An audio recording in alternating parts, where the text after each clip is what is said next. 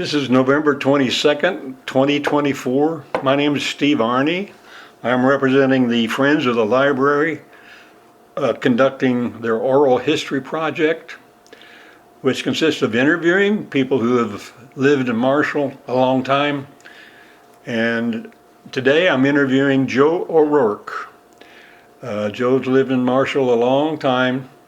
So Joe, welcome, and we'll start right off with asking you when you were born and where.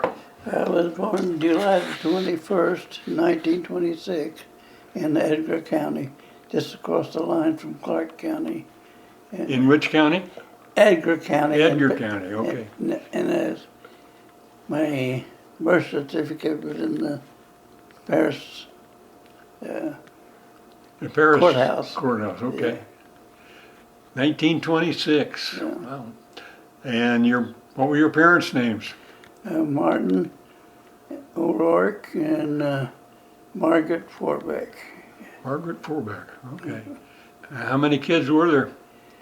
There was 4 boys and 3 girls. 7, wow.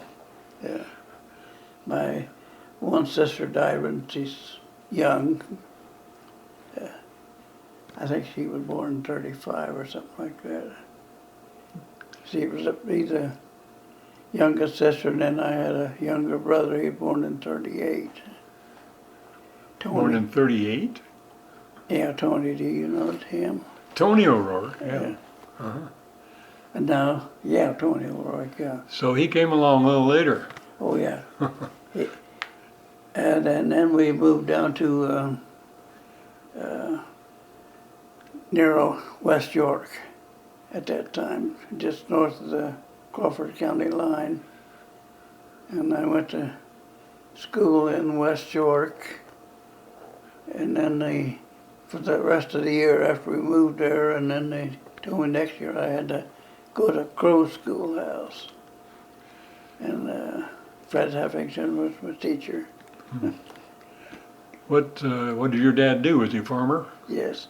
Well, he rented farms, and then he worked out different places, but I don't really remember where. He worked for a farmer when we moved down here for $1 a day, and the sun up to the sundown. Nix Evans. Have you ever heard of Nix Evans? Nick Evans? Yeah, he used to have rodeo down to Old York Reunion. Really? Yeah, and his nephews were the riders. So, okay, you grew up during the Depression, Yes. 1930s. Yeah. How was your life then? Did you have enough to eat? Yes, always had enough. Always had enough to eat? Yeah, they raised gardens and livestock, and had plenty of milk, and he raised pigs and he raised cattle, but we usually had pork. Usually had pork. Yeah. Vegetables had all. What about the winter? How do you have vegetables? Well, Mother canned a lot, and I don't know just how much, but she always canned what was in the garden, and she canned, when they butcher, she canned sausage. Well, they put it in lard, stored it in lard, Mm-hmm. and take it out and get the lard off of it, and then fry it up. And, So there was always plenty for that big family. yes. Yeah, well, had rabbits and fish a lot. Rabbits and quail, probably. Well, not unless Father Donahue was around shooting a quail. Oh. When we lived down to West York, he come down one Sunday after church, and brought his dog, and they got up a bunch of quail, and down went 3 of them. You could only shoot 3 shots. It was a 6, but they had to have 3 of the things plugged in, so he couldn't shoot 6. And they was flying over to neighbor's ground, and he just plumped them right down there. And my dad And he said something about going over there. He said, well, I don't think we should go over there because they don't really allow hunting on over there. So, well, I wish you'd have told me. I'd waited till they made the circle and then I'd have shot them. But anyway, they went ahead, and I don't know how many they got, but they got several, I think. I mean, he was a good shot. But you had chickens too. Yes, Chickens. chickens and pigs and. Yeah. So, did you have chores? Did you have? Oh yeah, lot of work I had to to do? milk quite a bit. There would, when I was starting to high school, my dad left early for work. He was working at a defense plant, but I don't remember just where it was at. And he would leave before milking time, then I think it's an opportunity to do milking. You did. And How many cows? well, about 4 or 5. 4 or 5. Yeah, Every morning. yeah, and they. How old were you then when you were doing it? Well, as I was starting to high school, so I would been. I really don't remember. Yeah. Okay. Well, in any case, your life during the Depression wasn't all that hard, as long as everybody did their job and Yeah, the vegetables, the garden grew, and and yeah, everything was pretty good. We lived north of Livingston when I started at high school. north of where? Livingston at Jim Turner's place up there. North of Livingston. Yeah, did you know where Raymond Reedy lived? No. Well, there was a Kesslers lived up in there, and it was Jim Turner's place on top of the hill, and Jim Turner used to be the sheriff in Clark yeah, County. yeah, and the politician, and he was in I don't know what it was called, but he had a political job in Springfield. It's Andy Turner and Earl Turner's dad, Uh-huh. and then Belvy, wasn't it Belvy? Yes, I do. And then the one woman had, I forget what you call it. There was somebody in the part of the Turner family that had, where they wrote books, and where they got that Jim from Robinson up here, Jim. Jim Jones? Yes, yeah. Yeah. I could remember where he lived out there. Yeah. Well, Dr. Jim Turner would have been a grandson, I guess, of the Jim Turner you're talking about. Yes. Yeah. Yeah. Okay. So when did you move there? Well, that's when we come from down at the end of Clark County up there. We moved there because I went to school down there and I graduated from Grove Schoolhouse. But I didn't go to Hudson. Pat and Bill was going to Hudsonville High School, but I didn't. When I was in the 8th grade, I fell off a horse and broke my arm. Oh, you did? And it was my sister behind me. We was taking stock back to the woods for the night because they always went back there, and the horses started running, and the horse we were on started running, and we got to go like that, and down we went. Oh, no. No saddle, and we never did have a saddle riding a horse. So you didn't go to Hudsonville High School? No, I started in Marshall High School. Marshall, okay. And, That would have been about 1934? 1940. 1940. Okay, my math isn't very good. All right. So, well, first of all, why did your dad move you up to north of Livingston? Well, he found a place up there, and Just a better place. a better place and not much farming ground to it, just more or less has some stock in the garden and stuff. And because he was working wartime jobs of some kind. I mean, him and Pat and Bill both, I think, worked in something like that. Did Pat and Bill both graduate from Hudsonville High School?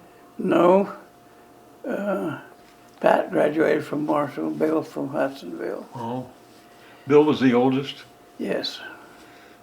And I should have went, my freshman year should have been there, but I missed some school, and my sister, little sister, was starting to school, and my sister was about 2 years younger than me, gonna walk up there, and I thought I should be going along with them. And we were living there when Shirley was born, because she was born around Groundhog's Day, because my dad said Jim got him a groundhog. I can remember coming back from school and him saying that. So, in those days, there were no school buses. How did you get to Marshall to high school? Well, after I got the milking done, and do you know Stogdill? Do you remember Stogdill? No. Well, there was Harold Stogdill, and he lived north of us. And Oh, Harold Stogsdill? yes, Okay. do you remember him? I remember the name. Yeah. Well, we rode with his dad down to Livingston, and then he took off for Terre Haute around in some job over there. And let's see, she was a Cork. She married an Adams, I think, and she was a school teacher at the South School, Laverne Cork, Laverne Adams. But she was the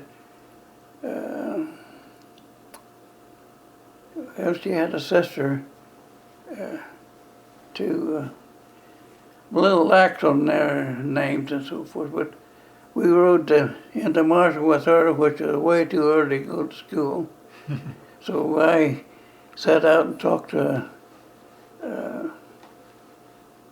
a Cork, and he was a guard for when they put the road in by the Chevrolet garage in that vicinity. He was kind of the guard there to keep people from doing stuff, or trying to drive up through there or something.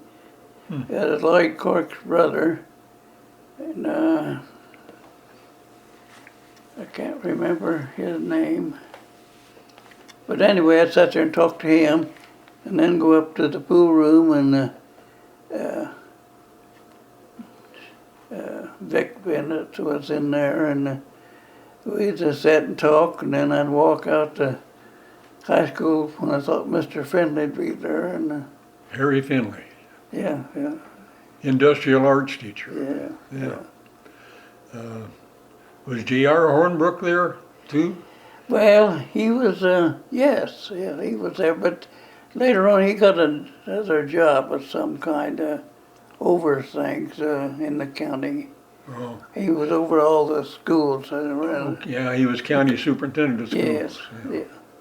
And over all the schools. And I went to a lot of different schools. In fact, I went to school to one for, before I was supposed to be going to school. I was always there at recess time, and we didn't live very far from it. And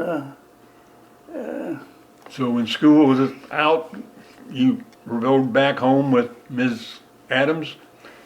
no, you know, now you've got me stumped. I don't remember. Well, it's not important. Yeah. You didn't have to walk all that way. No, Pat was there the first year. Your brother Pat? And my uncle was staying there. He had sugar, diabetes, and mother was kind of getting him his medicine and so forth. My dad's mother's brother, Andy Wilson, and he had a Model T Ford, and it would kick if you tried to crank it. It didn't have a starter on it, and Yeah. it's about coupe, and we was at the top of the hill, and we'd have it parked there, and Margaret and I would kind of push it out there, and she would jump in, and then I'd give it the last push, and I would run and jump in there, and we'd come to high school with the milk. to take it out to the creamery. Yeah, That, okay. The creamery out by the railroad tracks. yeah. Welding shop now, I think, or Yeah, something like that. yeah, Yeah. yeah. Yeah. So, and then they would pasteurize it and bottle it. Did they bottle They it made there? cheese mostly at that time. Oh, cheese they Yeah. made. Yeah. Yeah, Okay. the creamery well, it was no, we would bring the milk in because we'd take a can of what they separated the milk, Yeah. to get the milk. Then the whey, they call it whey, we would take it home for the hogs to drink. And The then dogs. Mother had to wash the milk can, and then the milk would go in at that evening, and the next morning, and So, what was downtown Marshall like back in those days? well, a lot similar to now. I'm sorry? A lot similar to now. Yeah. And the Ford Garage is where the library is. Where the library is or across the street from it? Right where it is now. Really? There was a driveway went up, and then made a left turn, and they had cars upstairs there. And I don't know whether that's what they call the showroom or not, but it was in 40 and 41, and Everett English had his brother's car that come from there. Dean went to the service, and Everett was going to high school at the same time I was. And he had a nice car to haul the girls around in. But, they had a bus that come from out around the state line, and Ben Setzer's dad drove the bus, and they was always out there when he was loading the bus up when we got ready to leave school, and of course they helped to give it a push, and a little grader, and it would shake a little bit and take off. Otherwise, we're going to have to crank it. Yeah. Well, what was across the street then in the brick building? That's Flowers'. Flowers. Yeah, and They didn't have a ramp that went upstairs too? they had a Elevator? elevator. Oh. And when after I got out of the service, I had a '38 Chevrolet. My brother wrecked it, Biggle wrecked it, and Joe Warwick and Kenneth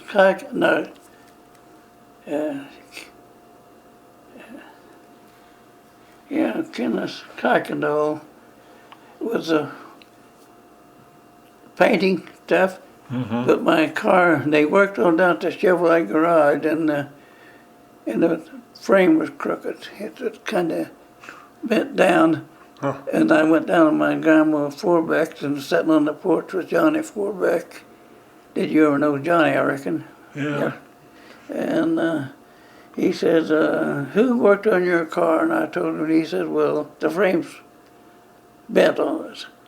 And I said, well, I know there was something wrong because I had to cut part of my hood off to fix it. It was, I used to know the name of the guy who worked on down at the Chevrolet garage. But anyway, took it up, and Werner Adams straightened the frame up. Of course, had those shorter hood down on there in pieces, but it worked pretty good. So, And Joe Warwick and Kenneth done the painting on it then. so did Flowers have tractors then, John Deere tractors, or was he selling cars? Yeah, they had John Deere tractors and they sold Pontiacs. Pontiacs. Yeah. And Bob Flowers, right? yeah, and there was a Kyle, not a Kyle. But he had a good mechanics. He had good mechanics there. And, So, all those businesses, all those buildings along there on Main Street, Archer, they're all busy, right? well, Mostly. at Cole's pool room was on the corner. And it had a side door, and at Pennington, that worked different places, but they'd dump the coal out on the sidewalk and he'd take it in instead of gallon buckets and put it in the coal bin in there, and then and they put it in the coal stove there. But they had a side door. At Wimpy's pool room? Yeah. No, not Wimpy's, his dad's. Oh, his dad. Yeah. Okay. And Clayton Plank worked there for him. Did you ever hear of Clayton Plank? No, I don't think so. Betty, and he had Betty, and he had a son, and he could ride his bicycle backwards. And Doris was in the same class I was in, and her and my sister and Betty Belts and Eileen Zimmery all went to Chicago. And, To Chicago? yeah, they got jobs up there. And Eileen was kind of the sickest one of the whole bunch, and she outlasted all of them. Is that right? Yeah. Yeah. So, yeah, there was Wimpy's, and then probably across the street was the drugstore. Was it a drugstore back in those days? Cliff Benson's drugstore. Yeah, there was, but I think an Oakley store was in there first or afterwards, one on the corner. And then the Kroger store was, there was a bank. Delaney Bank. Yeah, it was on the corner afterwards. So after Kroger, after Oakley's was there. Kroger's was where it was a Delaney Bank.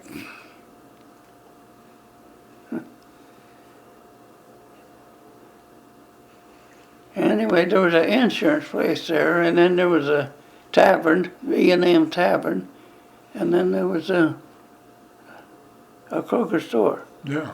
Joe Smitley worked at it. I can Right. remember him being there. Joe Smitley worked at it. And then, Older Joe, or yeah, not young Joe? no, older Joe. Okay. That was before you went into the service? Before and afterwards, yeah. Okay. Well, see, I didn't go into service until I got turned down the first time. When did you get your draft notice? How old were you? 18. 19? 18, 18. yeah. And I went up, and when I was up there, President Roosevelt, I think, died. When I was taking my first to go around, and I got turned down. Your physical? Yeah, I went to Chicago for my physical and got turned down. Because of your broken arm? No, eyesight. My right eye was 2200, Oh. and I didn't have no idea. Never had eye checked. You didn't know anything about it? No, I'm really. I know I was a little bad sin because cows run and throw some dirt in my eye, and I had a bad eye for a while. I could remember that, and it was my right eye because I got some dirt in it. But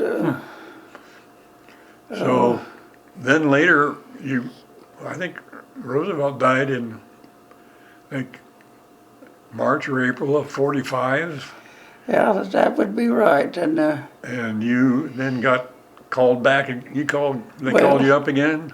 I went to work over to Terre Haute, Malibu. That's after I got turned down with Wayne D. Clapp. He was farming, and in the wintertime he was working over there.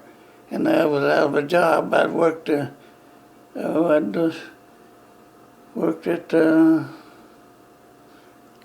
store across from where the VFW is now, the feed grinding place, and Co-op place? yeah, and driving into town. My dad just rode in with somebody else because I drove his car in there, and it froze up on me. And I walked the rest of the way in from about where Bob Gwendolyn lives out there now. Mm. And walked in, and he got after me, and I said, "Just make out my check." Say that again? Just make out my check. Oh. I got kind of reminded of that after I come out here. because there was a Murphy that working there, a girl, and she was in the office there, and she passed away out here about the time I come out here. But she remembered me from being that way. But anyway, and he told him on 1st of March he was going to quit to get ready to go farming, and I said, well, I'm quitting that when he quits. And they told me, you can't quit. And I said, well, when he quit, I quit. Because I'm riding with him, and I don't have a car. And they said, well, we'll get you a room over here. And I said, no, just make out my check when you make his out, because I'm done. Yeah. When he's done, I'm done. Well, he sent that into the draft board. Because, they told me they'd send a deferment for me. I said, I'm in for it. Why would I want a deferment? And, but they'd send in something to more or less tie me down there. And just when all this happened on Monday was my last day there, but on Sunday morning, Wilson Keys come up to me and said, I hear you got a 4F card in your pocket. And I said, yeah. And said, how'd you like to work at Vilsico? I said, I'd like it. Wilson Keys was the superintendent at Vilsico? No, not at that time. He was just a boss out there. Okay. Bill Camp, I think, was the superintendent at that time. But Monday, Wendy clapping, we'll cut our checks, come back to Marshall, and I went out Tuesday morning. I went out to Vilsico, and Wilson Keys helped me fill out my papers and give me a thing to go over to Terre Topic to take a physical Wednesday morning. Wednesday afternoon, I was gauging with Dwayne Hurst. And then after I'd been there about a couple of months, I got a 2-week notice. Of course, they turned me in from over there quitting a defense job. A 2B notice? Yeah, it's to be called, they said. Oh, to be called. Oh, okay. But it said something about 2B, and I said, I went over to RAFO to see what it was all about. They said, well, you quit this defense job, and you could either go back there or go to service. I said, I'll go to service. Okay. So that was that's choice. And so what I month passed was that time, because worker fight. I passed the worker fight bill that they had my red letters on my service records at the top of it. That worker fight, big red letters. And then on page 5, it does about a half a page of so and so under so and so that people who quit defense jobs would be drafted, and it never did pass. But I was in the service anyway. Yeah. I mean, but I didn't know Vilsico was considered a defense plant back in the well, I don't know whether it was or not, but this is Malibu that I quit. See. Oh. I quit that Malibu when Wayne did, and then I got the job at Vilsico. But I think they had people deferred for working there, but I don't know for sure whether they did or not. But so what month did you go into the service? In the Army? Yeah, in May of '45. May of '45. Yeah. Okay. And that's when they were during. I guess Germany had just already surrendered. Yes, yeah.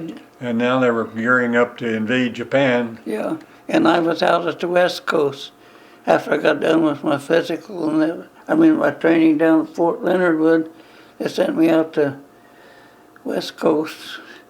So you did basic training at Fort Leonard Wood? Yeah, basic and some other kind of training. I was trained to be a rigger. To hook things up to then tie knots and so forth. And they sent me out there to go overseas toward Japan. Well, it ended with Japan. And they was needing somebody over in Iran, because they'd built a railroad and a highway from Karamashar in Iran up a port there, up to Russia, to make a highway and a railroad to take supplies there to help Russia to help win the war. Yeah. And then when they shut that down, they brought me back to Naples, Italy. Back to where? Naples, Italy. Naples, Italy. And the Italian Navy was right there sunk. And they had this place to walk across, they had to walkway across the ships there to come into place there. And then they went out to Caserta. And then I was a telephone operator. I mean, I worked on telephones and installed them and had no training at all. Just picked it up with as I went along there, and we had a truck with and a helper. And then I picked up 2 Germans on the way to work, and one of them was named Hans, because Hans and something else. But anyway, went down there one morning to pick him up, and he said, Hans told me that the other one was sick. And so we went to work, and about 5 days later he told me Hans went home. The truck that was heading for Germany, and he hid in it and went home. And that's interesting. I've never heard of we had troops in Iran. that was, and they called us. Well, the guy told me there. He said, "No, you're in the FBI now." And I said, "What do you mean the FBI?" He said, "Forgotten bastards of Iran," because he had no way other than working to get any points to get to come home, and a lot of them had been there quite a long time. Wow. And we were set there to relieve them guys. And then they sold out to some people that we could get $5 an hour to go ahead and work for them. And I was not interested in that. No. Okay. Not in Iran, I'm telling you. That was. Yeah, how was life there?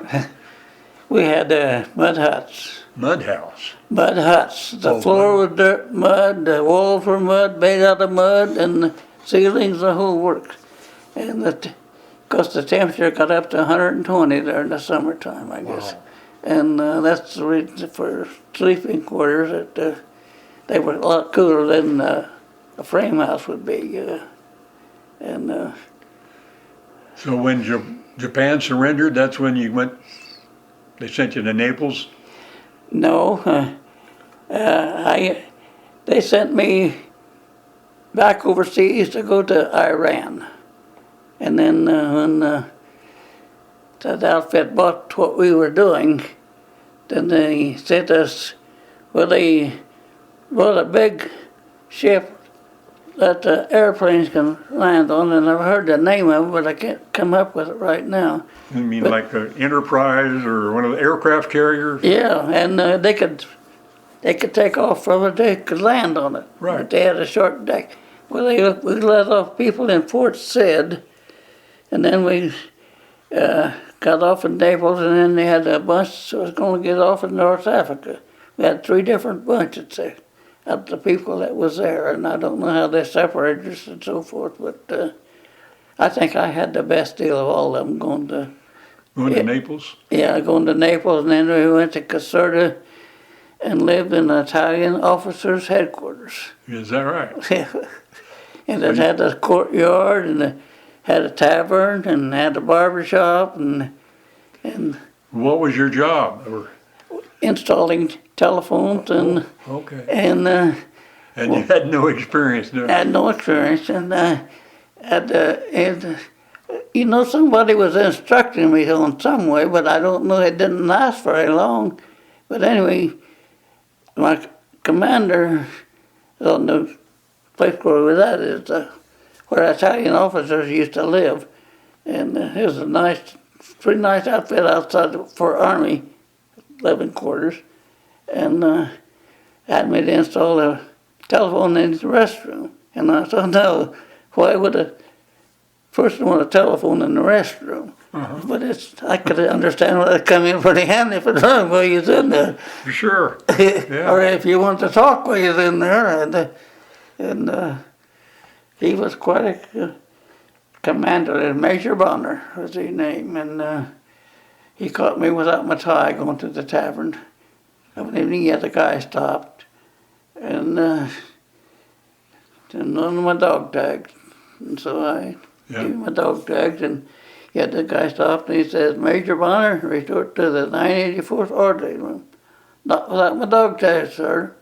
That's what went on there. And finally was Private Gallup report to the 984th orderly room. Not without my dog tag, sir. But he gave me to report to the orderly room, yes, sir, and I gave him a dog tag, and I went there and sat there, and he says, well, what am I, the guy in there was a soldier too.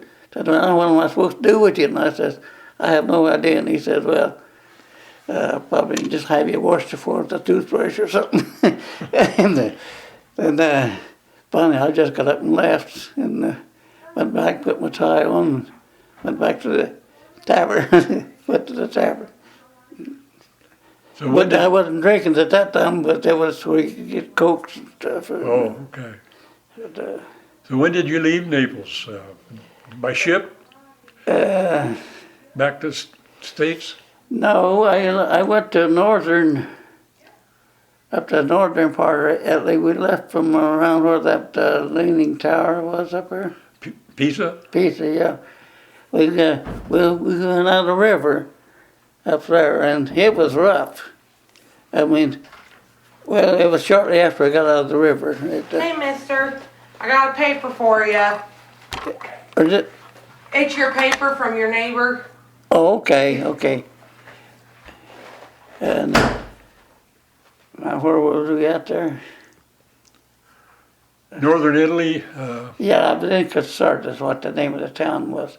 But then we went up there, and then we got on that ship. Well, no, after we got on it, they was getting close to supper time or something, and because they brought our meals out, and all of them went to the end there, and there was some kind of spaghetti-like stuff, and I had it to the bathroom, and it was full, and I went and got my bunk and just laid there, because that ship was...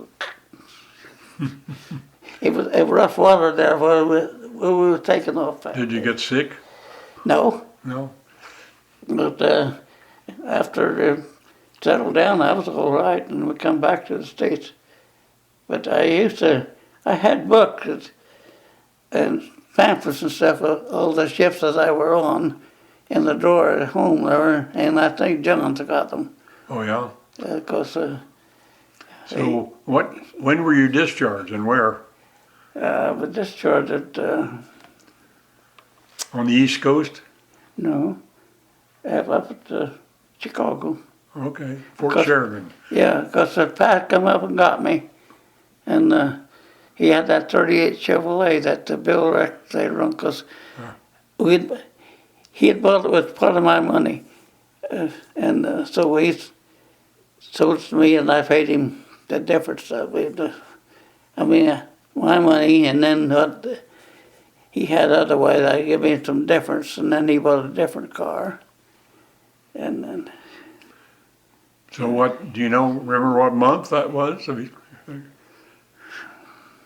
have been, was it in 45 or 46? No, it was in 46. 46. Yeah. Okay. And So altogether you were in... about 18 months was I was in. Pardon? I was in about 18 months, but I was back to work at Velsico before I got out of the service. Because I went different places over there. I went to the place where the Germans could see you, and then coming in from any direction 10 miles away. And they bombed a casino there, a monastery-like thing, because they thought that's where the living quarter was, and it wasn't. They was dug in all the way around that. On the mountain there, they were dug in. They could see you from any directions they're coming in. And but that showed us where you walked in where that monastery would nothing anymore. There was a German helmet there, and he had blonde hair in it. Oh, really? Wow. But I think it was a comeback. Yeah. Something just to say that they got some Germans there. Yeah. Monte Cassino. Yeah. Yeah, that was a monastery. They didn't bomb for a long time because it was a monastery. Yeah, but Then they finally had to. the Germans would not make any moves, around there. Yeah. Yeah. But, yeah, but, So after you got back to Marshall, you went back to work at Velsicol. before I was Yeah. discharged.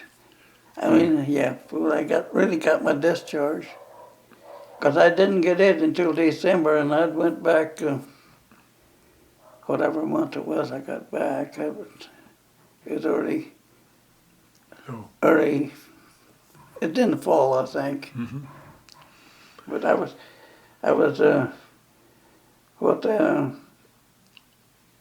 time I had, furlough time I had, I was still on it when I went to work back to work at Velsicol. Did you work shift work? Yeah, yeah. And then I bid out on the pipe gang, and I was there for 16 years, from 53 to 69. And while I was overseas, they started making chlordane at Velsicol. Before I went, they wasn't making chlordane at Is that right? I wondered. And I was a gator, yet Dwayne Hurst broke me in. And then when I come back, I was working with the Kyle that was in the courthouse, Earl. Wasn't that Earl Kyle? Earl Kyle? Yeah. Yeah. Joe Kyle's dad. Well, what was he in the courthouse? Well, something to do with farms. Was he assessor? The assessor, I would say he was. That's what he was. Uh-huh. But anyway,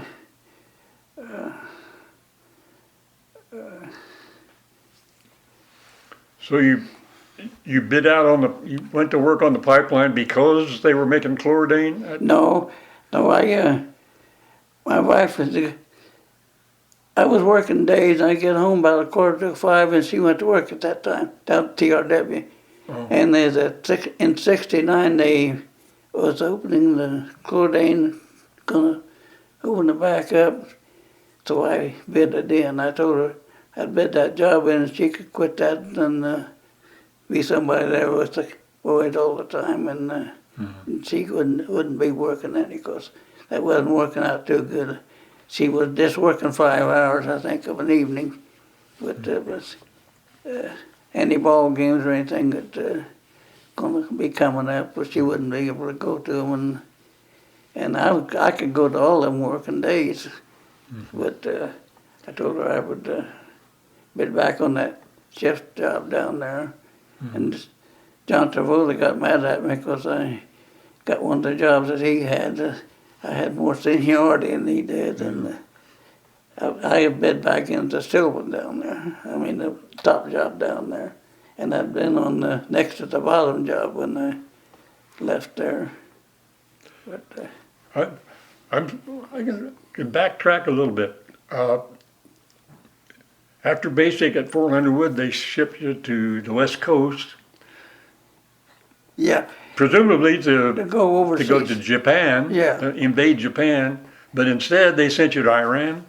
Yeah, because they wanted to get them guys relieved to come home, because they didn't know they were going to sell out so soon. Yeah. But I just worked, well, we was working the evening shift, and we would go down about 3, and we'd come back up at 5 o'clock to eat supper, and we wouldn't go back down there. I mean, nobody go back down there. We went to the movies or wherever we wanted to go to, and go to bed or whatever. I mean, it was nothing there. How many guys were there in Iran? Well, there was enough they had 3 different drop-offs for different places. I was really more than I ever realized that they had there. I mean, And they were building a railroad. don't know they had. They had built it, in a railroad and a highway, both that take supplies up To Russia. to Russia Yeah. to help beat the Germans. It was quite I never did understand all of it, but That's a unique part of history. As far as I'm concerned, I had never known that. But I was only, don't remember just what the dates was on that, but me and another guy was playing cribbage. Did you ever play cribbage? I know cribbage. Yeah, that's where you. Use the pegs. Yeah, I forgot how, but my aunt gave me a cribbage board when I went into the service, or she said it to me or something, and so I learned to play it. But anyway, we were sitting down on the deck, and the sun would be in our face, and then pretty soon it'd be on our backs, and we was circling in the Mediterranean, and we were going to go to the Red Sea, and then back up to Iran from down in there, some port down there, and then we come back up a thing to town by the name of Karamashar, and I cannot find it on any map that I've ever seen. Huh. So I think it was just an army place, more or less. But it was a town. I can remember people being in a town there. But I only went downtown one time, and I didn't. Nothing that I wanted. So you worked in the pipeline, and then then what did you do? Made chlordane till Made chlordane. yeah, and they had to quit making chlordane. It was illegal finally. And the only place they could sell chlordane was Texas for the boll weevil. And down in Memphis, they was making heptachlor down there. Another Velsico plant. Yes, and they wanted me to go down there. No, after I got the job out at the golf course, they called me up and wanted me to go to Memphis to be over the chlorine, to kind of help them make the chlorine because they were having trouble making it. We sent down, well, when I first started where they'd making chlorine, they had a little tank and they'd drawn it off in 5-gallon buckets. And then it was in 30-gallon drums. And then it was in tank cars. That's the way they shipped it out. But 5-gallon buckets, and they'd draw it off there and take them about all day to draw off that tank in 5-gallon buckets. Yeah. And then they moved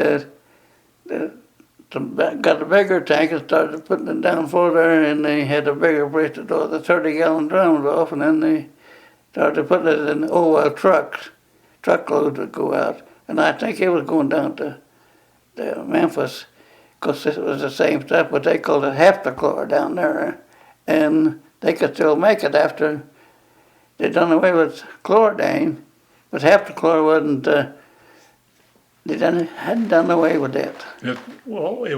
But it was the same stuff. It was same stuff. Just changed the name. And they called me up to, I don't know if I was interested in going down there. And so no. And I didn't ask them price, what they would pay or anything. I wasn't going to travel back and forth to Memphis. I sure Highness wouldn't want to go to Memphis and take the boys down there and the new schools and everything. And so they called Kenny Lau up, and he turned it down. And the guy that his daughter's a nurse out here, he was kind of a boss over guys, a shift boss out of Velsico. So anyway, you didn't want to go, so did you quit Marshall, Velsico? No, they shut it down. Oh, that's when they shut it down. Yeah. Okay. Yeah, then see,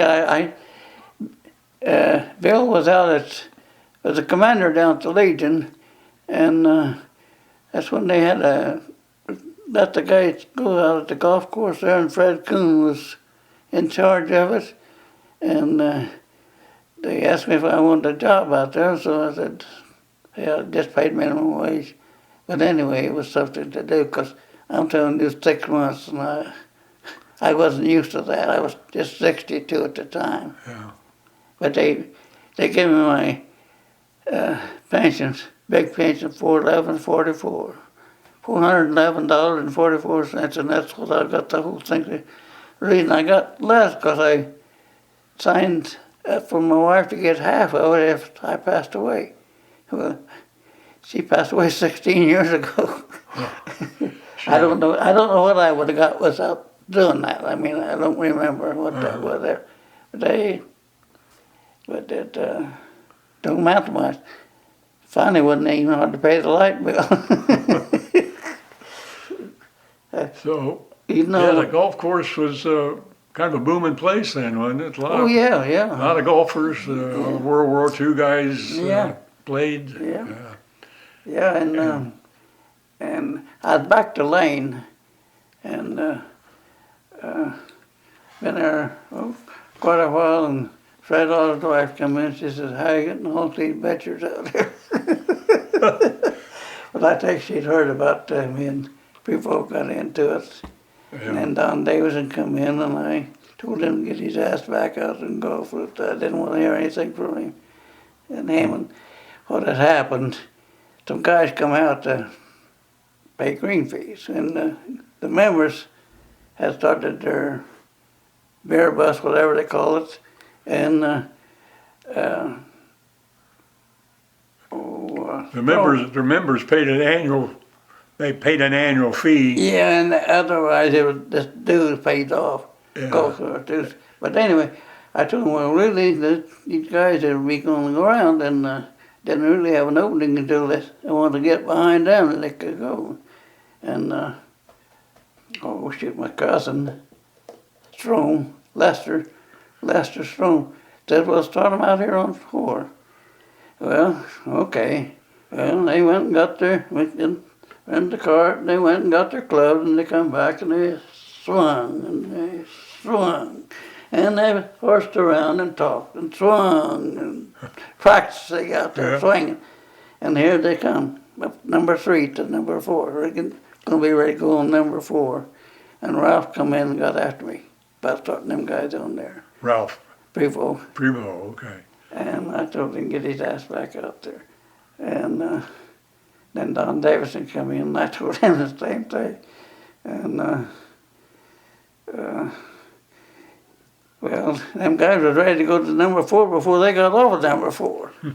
And they weren't too happy. And I didn't tell them. Lester was belonged to he had a job, some kind of non-paying job, something to do with the golf course, because he was a golfer. And he's working there. He belonged to the Legion, so they had voted him on something over the golf course there to be kind of look over things out there. Mm-hmm. That's why he told me to start them on 4. Well, I should have started them on 6 or something. Because anyway. You know, when I was in high school in the 50s, I started playing golf, and the greens were made out of sand. Yeah. Oiled sand, Mm-hmm. and when you got your ball on the green and you raked a path towards the hole, across the hole, and that's how you putted on a smooth surface. Yeah. When did they build the grass greens? Do you remember? No, I think they were grass when I went out there, and that would have been in.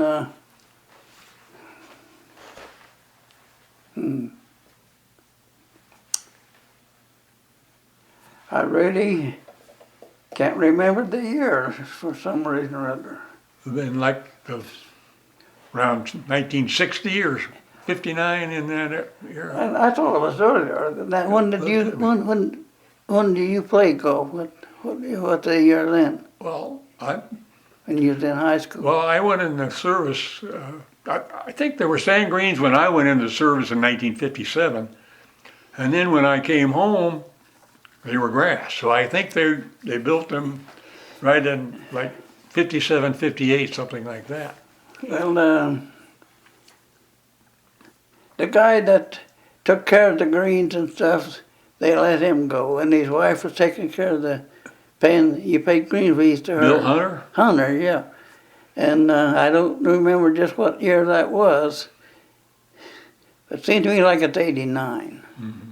Would it be that late? Yeah, that would have been. late.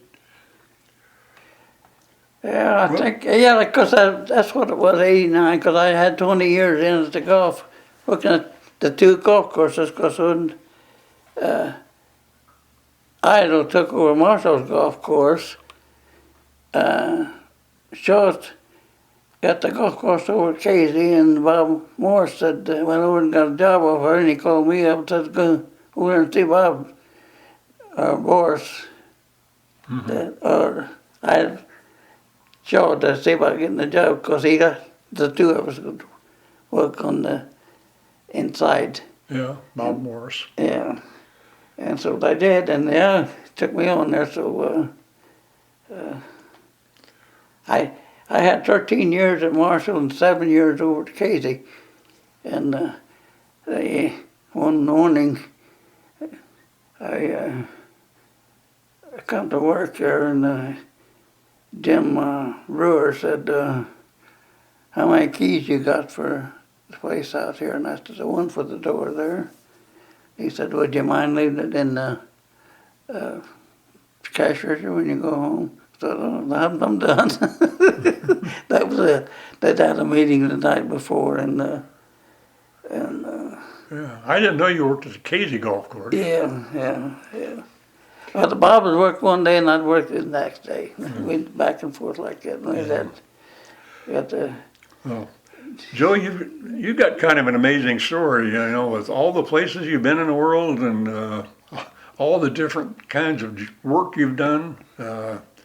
You know, you're kind of a unique person. I think the only person I ever know has been to Iran.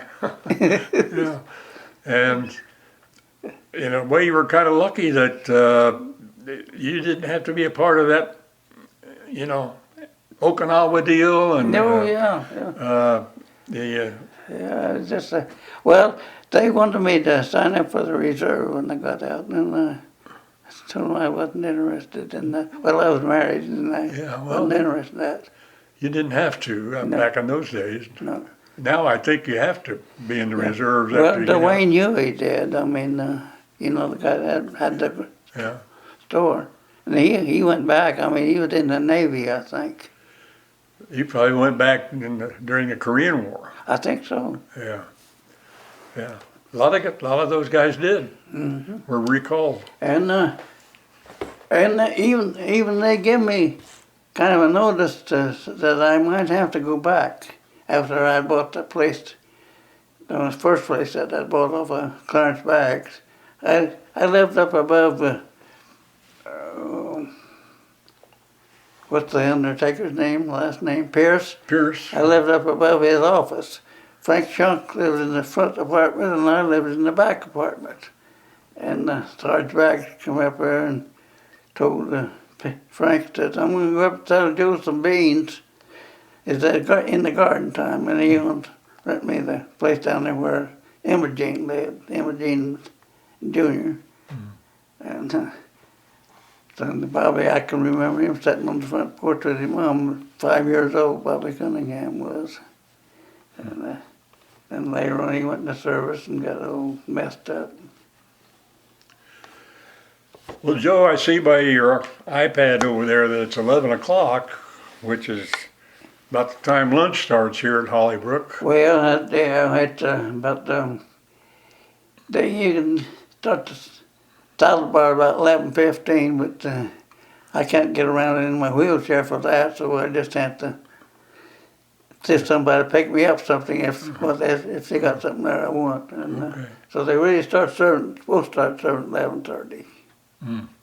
But the people can fill their things up with salad bar and then they can start eating their salad and stuff there. But I'm really in no hurry. I mean, Well, there have been a lot of things that have happened in your lifetime. yeah, I had But very anything in fortunate life. particular stand out on a national level? nothing other than when this talked about President Roosevelt died, because we used to listen to him on the Paul Harvey or something guys on the radio, and he would say, "Eleanor hates war and I hate war," and I could remember him talking like that, and that The guy was on every evening. We always tried to listen to the news of an evening. Right, yeah, I did.